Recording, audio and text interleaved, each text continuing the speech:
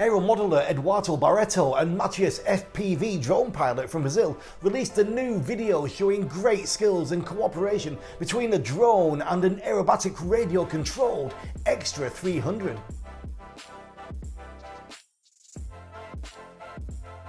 Footage that would have been impossible just 2 or 3 years ago now gives us such amazing possibilities to show our passion for flight in an attractive way, even for people who don't know a thing about aviation.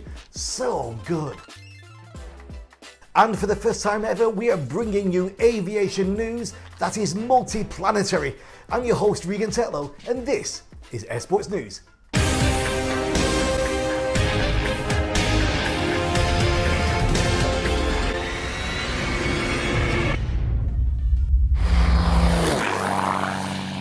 NASA has pulled off the first powered flight on another world. Ingenuity, the robot rotorcraft that is part of the agency's Perseverance mission, lifted off from the surface of Mars 2 days ago in an almost 40 seconds flight. That is a landmark in interplanetary aviation. Ingenuity's short test flight is the off-Earth equivalent of the Wright brothers piloting their aeroplane above the coastal dunes at Kitty Hawk, North Carolina in 1903. In tribute, the helicopter carries a postage stamp-sized piece of muslin fabric from the Wright brothers plane. Each world gets only one first flight, says Ong. What a feat and what an amazing time to be alive. So right now we're just in the middle of the Willow Tree National Park Hang Gliding Competition 2021. 53 pilots competing over the amazing Groveland landscapes in Florida. Groveland itself is situated in Lake County in the center of the state. The surrounding area is dominated by pasture lands intermixed with treed swamps and some residential areas. The record distance made from Willow Tree Park is 283 miles, the East Coast record held jointly by Johnny Duran Jr.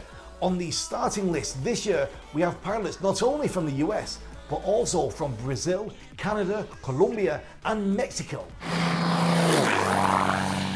So our first special guest this week has the distinction of being the only videographer to capture the 4 big skydiving world records. In formation skydiving the 400 way, the head down 168, the head up 84, and the canopy formation 100 way. It is, of course, Gustavo Cabana. Well, Gus, I mean, you have been filming a long time. You've done some incredible events. So just one thing that I would like to mention is that you've been there capturing 4 of the biggest world records, and that's the FS 400 way, the head down 168, the head up 84, and the canopy formation 100 way. And no other camera flyer has been there on all 4 events. That's an incredible achievement.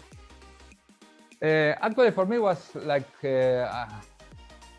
I wouldn't say natural, but I always wanted to shoot everything, you know, and I always did whatever it takes. For example, I traveled to other countries with no money, just to try to follow the people who do that discipline, to learn from them and start shooting. And over time, they invite you once, then invite you another time, and then normally the organizer want to have people who know, who worked before with them, and to don't have surprise. That's why when you shoot one record, I shoot all the canopy records since 2002 until 2007. The formation was since 99 to the 2006, which is the biggest one.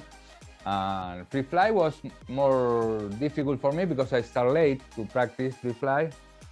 Actually, in my club, there are free flyers in the 90s, but for me, I can afford back then. I was full into belly. Because over time you develop for me it's not just shooting something, no? It's like you are flying the camera, no? You are like this, something, follow the action, but you didn't think about flying, you know? You are thinking all the time where the camera gonna be. You want to be there and put this angle, and then your body needs to follow. Yeah. I think that push you a lot to learn, you know, because you want to be there, you want to do that. It's not like you need to go there and grip, which is something stressful, you know? Yes. The people, I always admire the people who do the record, you know? Okay, if I'm fucked up with the camera doesn't work, okay, there's other camera flyers in a record who can shoot the record, but if one person in the record didn't make the right grip, there are no record.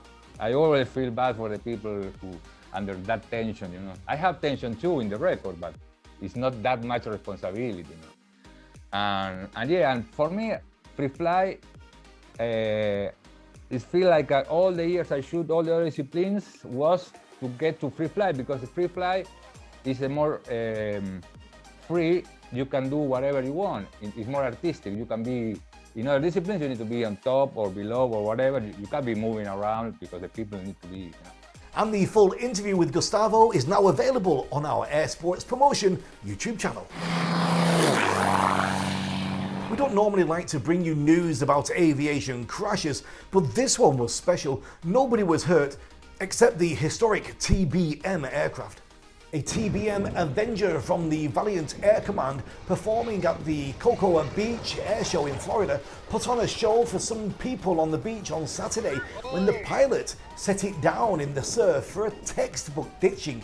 Audio in the accompanying video features the staccato notes of the dying radial engine as the big single-engine attack aircraft settles softly into the chop in front of the astonished beachgoers.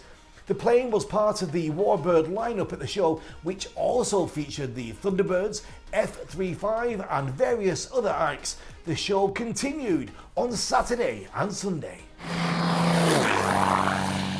Well-experienced cross-country paraglider pilot Sebastian Banks is inviting fans to join him on an epic 160-kilometer paragliding flight through the Southern Alps. He registered his flight in a very special way this time. The video was registered using a 360 degrees camera, which allows people to see how Sebastian was aiming to the directions he wanted to fly and how he chose the ridges and thermals in the Alpine mountainside. During the video, we can listen to how Sebastian is describing his tactics, general strategy and the conditions on the way. It's really worth a watch. Let's move to the world of ballooning and meet our second special guest this week. He's a legendary ballooning pilot and enthusiast from the United States. It is Mr. Kevin Knapp. So tell me about the history of it then with the Civil War and balloons. I don't know much about it really.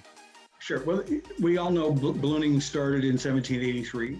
The first balloon flight in America was on January 9th. George Washington was there for that launch. Wow. And ballooning started to become as popular in America as it was in Europe. Mm-hmm. At the time, the balloonists, the major balloonists, their goal was to cross the Atlantic in a balloon. John Wise, the most prominent balloonist in America, John LaMontagne, who went with Wise on a flight from St. Louis into New York in their balloon, the Atlantic. And then a not so little known balloonist, Thaddeus Lowe, was more of a scientist, had a passion for flying, but he was more of a scientist. And tomorrow is the anniversary of his flight from Cincinnati to Unionville, South Carolina, where in an effort to demonstrate to potential funders that the balloon could actually make the distance, the aeronauts at the time knew that the upper level winds went from west to east. The general public didn't understand that. And you can watch the full-length interview with Mr. Knapp right away on our YouTube channel. American aero modeler John Woodfield has presented from time to time some amazing radio-controlled gliders made by himself. And yes, it's time for another one of his constructions. This was the maiden flight of the latest design, a bit of a mashup using existing wings and tail from old models. The big pipe weighs 1.5 kilograms and was flying in about 7 to 10 miles per hour of wind. The all-moving tail needs slightly changing as it's developed some serious flutter if it picks up too much airspeed. Anyway, it looks sweet and beautiful. If you or someone you know is a high school or middle school student who may be interested in an aviation-related career, you can register now for the FAA Aviation Safety STEM Career Symposium. The AVS STEM Career Symposium will include multiple guest speakers, interactive visual presentations about STEM careers in aviation, drones, air traffic controllers, operations and maintenance. You can register through the address on screen. Now let's move on to our Hero of the Week section. Concorde, a supersonic story, is the life of the most glamorous plane ever built, told by the people whose lives she touched. The BBC uncovers rare footage telling the forgotten row between the French and the British governments over the name of Concorde that threatened to derail the whole project. On the eve of the opening of Bristol's multi-million-pound aerospace museum, a cast of engineers, flight technicians and frequent flyers tell the supersonic story, aided by Lord Heseltine and Dame Joan Collins, and meet the passenger who shared an intimate moment with the Rolling Stones.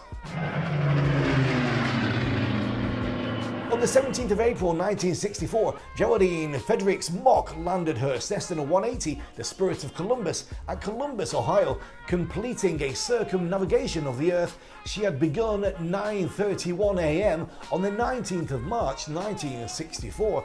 Mock was the first woman to complete a circumnavigation by air. Her journey covered 23,103 miles.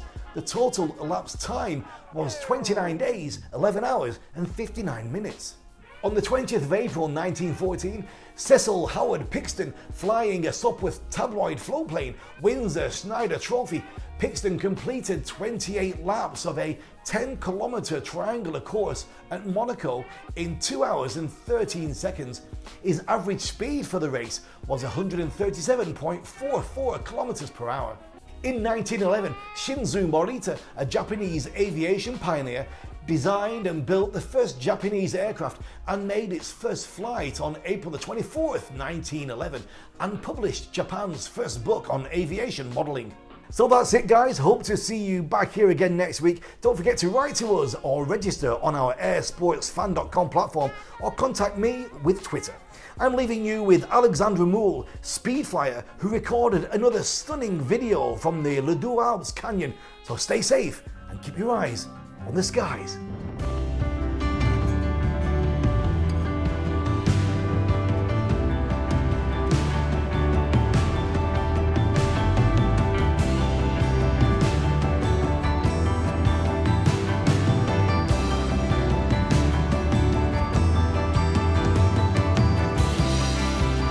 I think that's the first time I've got through the outro in one piece.